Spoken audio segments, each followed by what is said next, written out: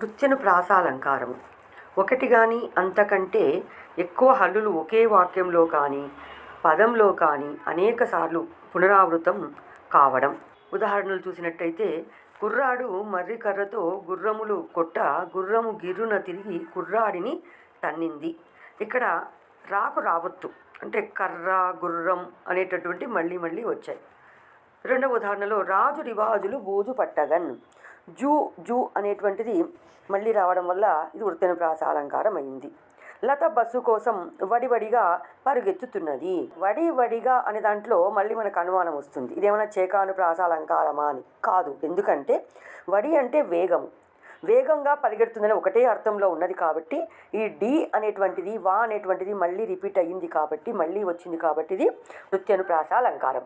వీరు పొమ్మను వారు కారు పొగబెట్టువారు, దీంట్లో కూడా పో రు అనేటువంటివి మళ్ళీ వచ్చాయి.